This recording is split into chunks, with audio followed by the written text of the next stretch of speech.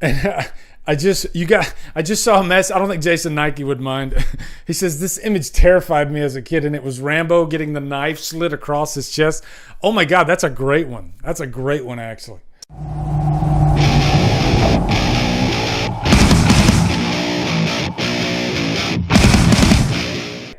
So that's it for the Halloween. Now we're going to do a fun topic. We're going to do horrific situations in non-horror movies.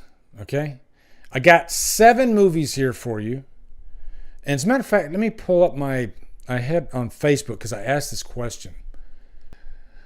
Okay, the baby drug trip scene in Train Spotting, Jamie Honeycutt.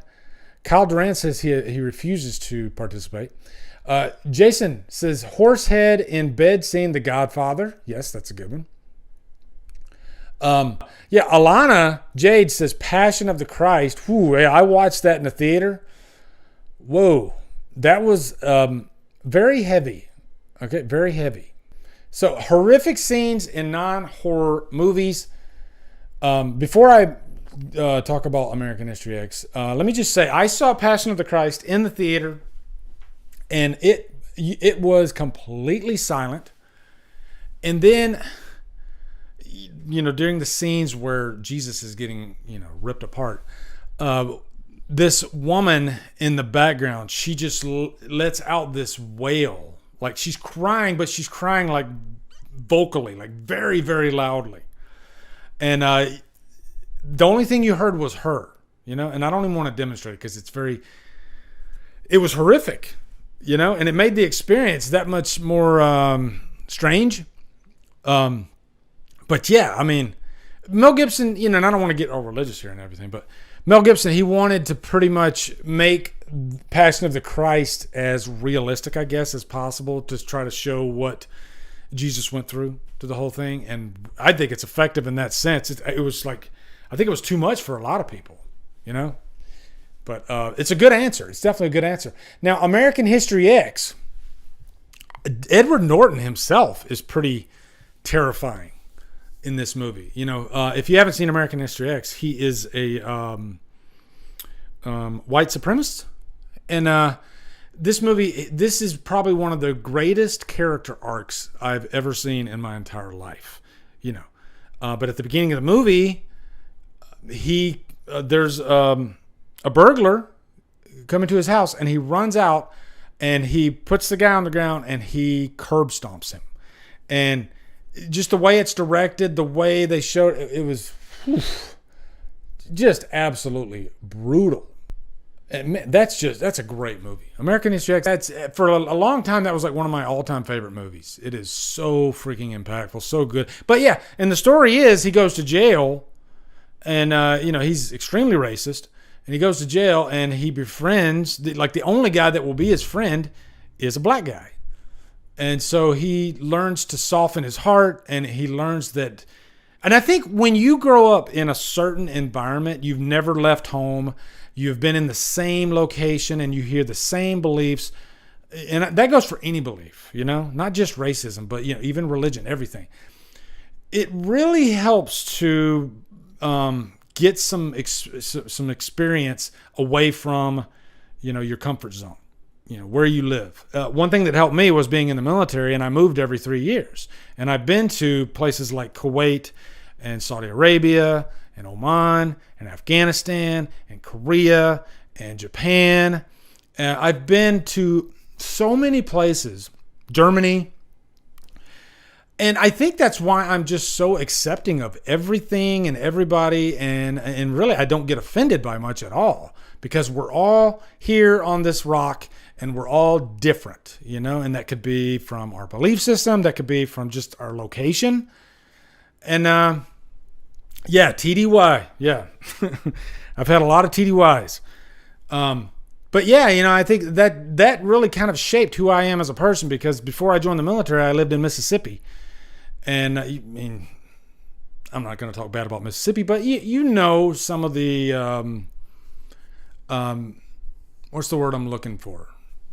You get a certain perception from really the South in general, you know? So I'll just say it was a good thing for me to get away from home, away from my roots, I guess. It's always good to go back to your roots, but it's good to get some life, and get some different experiences. And man, I've had so many experiences in my life. And if anything, it's made me open-minded to just about everything, So that's why American History X is a really great movie, because that's the message of it. He goes to prison, of all places, and his mind gets opened. Next one is Casino, another one of my all-time favorite movies.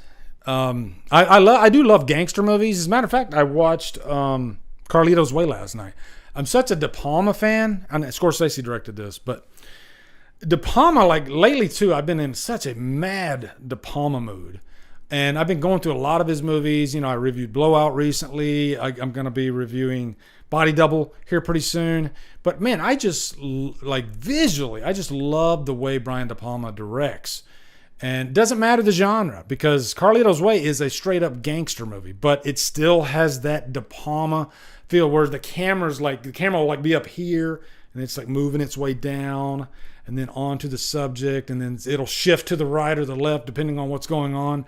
He tells the story with the camera, and not all directors do that. Some directors, they just like to let the camera sit and have the actors and the subjects do whatever they're going to do and tell the story in front of it. But no, De Palma says, let's take that camera and let's tell this story. Let's create mood. And man, he's just a master at it. But another director that does that in a different way is Martin Scorsese. One of the all-time greatest directors ever, one of the most influential directors. One thing, when you watch a Scorsese movie, you realize that this is a director that does not pull back at all, and he would actually be perfect for horror. And he's done like Shutter Island. I'm surprised he hasn't done more horror, because he's got some shocking stuff in his movies. And Casino, the reason I love Casino so much, it's not because of the shock value, although that's part of it. It's because of the world with the whole casino lifestyle in the 60s, I think. The characters, like nobody has better characters in his movies than Scorsese. And Joe Pesci as Nicky is terrifying in this. Just a terrifying character. You don't want to get... And Joe Pesci, I don't know what his height is, but he seems pretty short. But I'd say Nicky from Casino is one of the most terrifying characters I've ever seen. You don't... Like, there's one scene I love where, because everybody's afraid of Nicky in the movie, right? And he's at De Niro's place. And there's this guy there that's kind of, he's a bank. He's like an owner of a bank. And Joe Pesci, Nicky, he says, I'm going to come in the bank tomorrow. Here's what's going to happen. I'm going to come in the bank tomorrow. You're going to give me my money. Okay? If you don't give me my money, I'm going to crack your fucking head open. It says it just like that. Matter of fact. And then he says, then you're going to be going to the hospital. And then about the time when you come out of your coma and you're getting better, you know what I'm going to do? I'm going to come down to the bank again, and I'm going to crack your fucking head open again. Okay? You know why? Because I'm stupid and I don't give a fuck. It's like, that is one of the greatest freaking scenes ever. But to take it even further, in this movie, the very ending of the movie, spoiler alert, Nicky, he gets killed.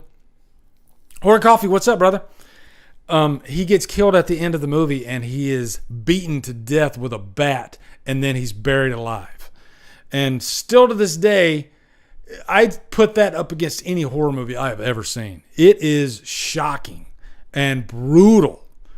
And I think one reason Martin Scorsese's violence in his movies is so effective is because it feels real.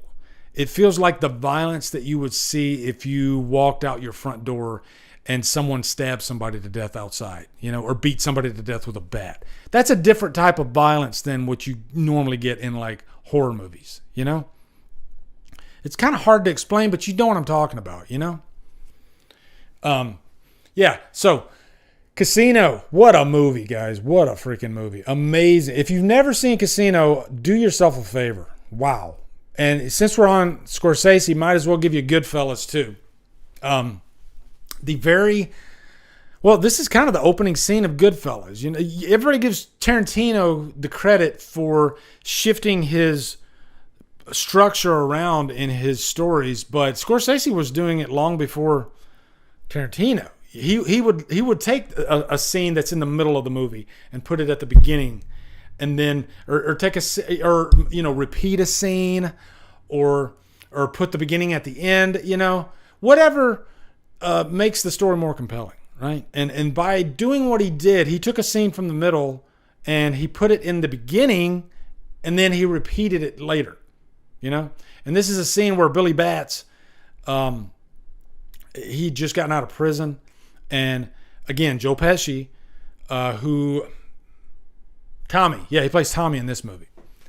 And there's just, I'm not going to give you the whole thing, but just him getting out of the car, going to the trunk, because they hear this bumping in the trunk. So they stop the car, they go out to the trunk, they open it up, and there's a bloodied up Billy Batts in the trunk, and he takes the knife and he just stabs him to death. So they start you off with a whoa, it's whew. If you're not, it's brutal. It's brutal. Next one, and a lot of people, I think this might be the number one movie that people mentioned on Killer Flicks. Okay, here you go. There you go. RoboCop, and there's one reason why RoboCop has some horrific stuff in it, and that's because of Paul Verhoeven. And I would say Paul Verhoeven probably has at least one element of every one of his movies that's shocking. Even Showgirls. Showgirls has some shocking stuff in it. But what a director. Paul Verhoeven's another one of those directors. He's one of my favorite directors. Signature style. If you're familiar with his movies, you almost know immediately that it's a Paul Verhoeven movie because like Scorsese, like De Palma, he deals in excess. He's not afraid to show sex, show violence, and push the envelope. Most directors don't. They have a comfort zone, but not Paul Verhoeven. So, and just about every one of his movies are really great.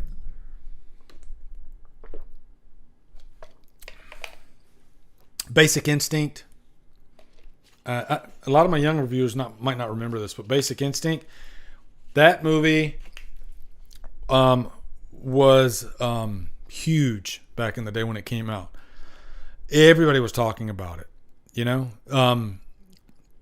It was kind of like what Nirvana did to the music industry. Here comes Basic Instinct, shakes things up a good bit.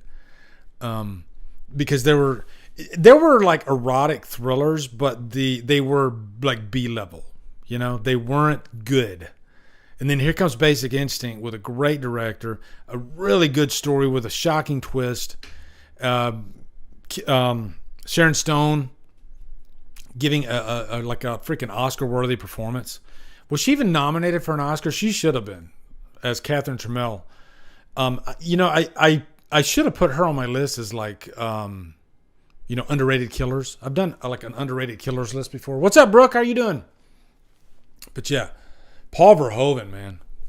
But yeah, RoboCop, the scene where Murphy, he gets killed, literally killed, and then he's kind of salvaged and turned into RoboCop. I think he's like an inch from death, and then they bring him back.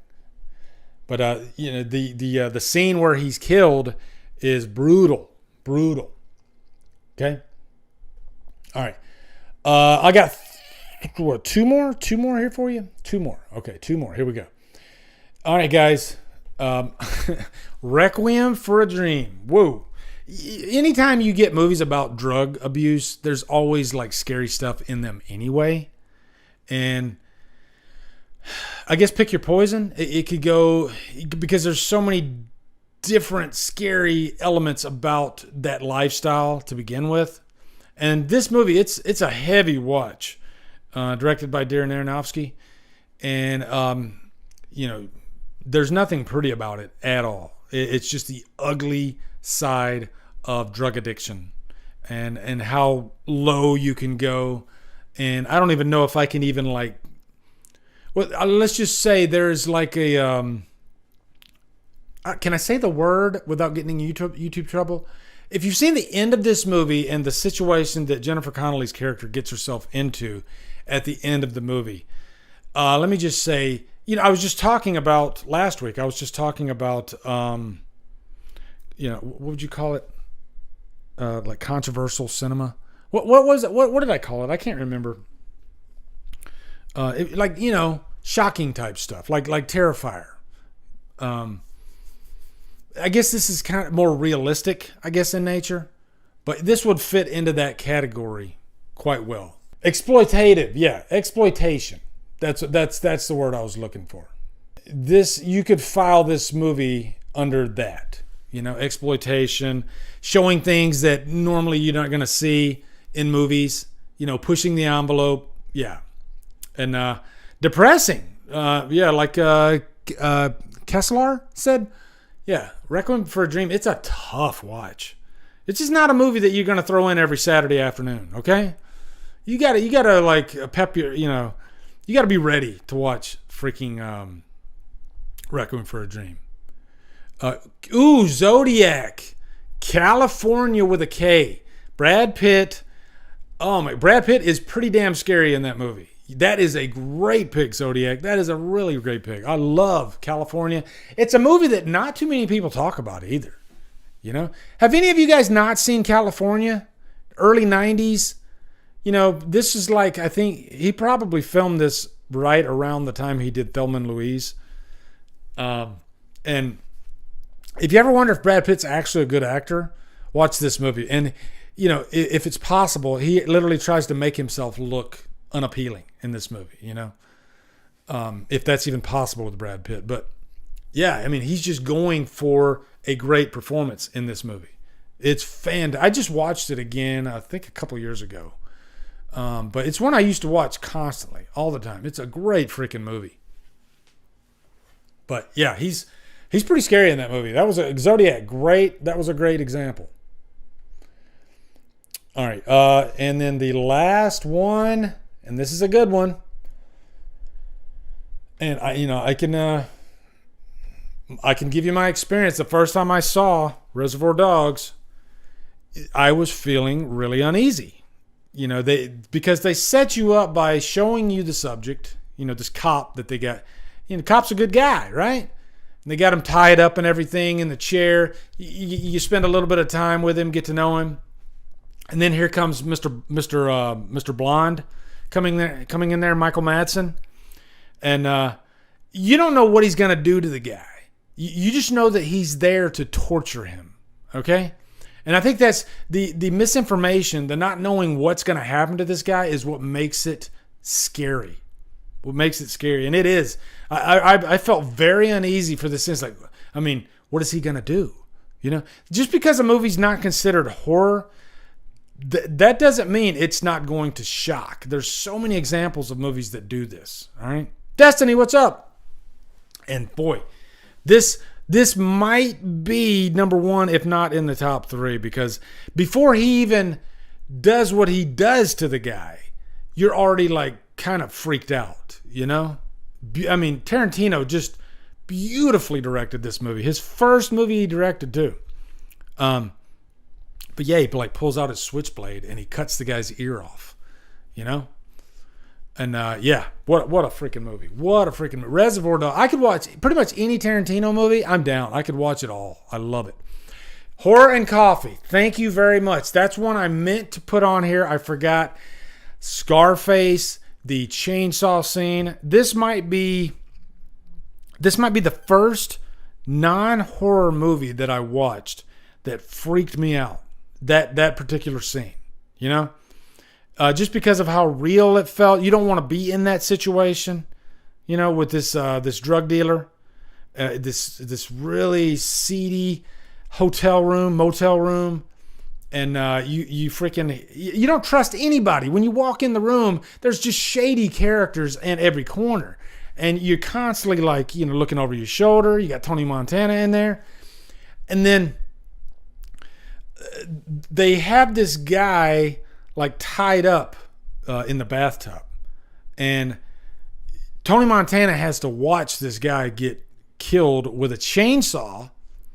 And by the way, again, Brian freaking De Palma, you know, guys, if you haven't went down a freaking a run of Brian De Palma movies, do yourself a favor. That is a freaking director, okay, who can do any genre. And he's done freaking horror, he's done action, you know, Mission Impossible, dramas. He does it all. Erotic thrillers. Just, he does everything, but it's all tied together with a certain flair, you know. But I just remember, this is a case where you don't actually see the chainsaw going into the body. You just see the reaction of the guy that's getting killed, you know, because the blood is like flying on his face, and the reaction of Tony Montana, because he knows that he's next. And so he's got to get out of this situation. And yeah, Scarface is one of the greatest freaking movies ever made, guys. Like, seriously. What's up, guys? You are at the end of the DD Live clip. What I do is I like to clip these out if I think the topic is important or something that's newsworthy. So thank you for watching. And if you want to watch more, you can go over here. You can go over here. Click on one of those. And yeah, hopefully I can do this for 20 seconds, which I think I did. Okay, so yeah, thanks for watching, guys.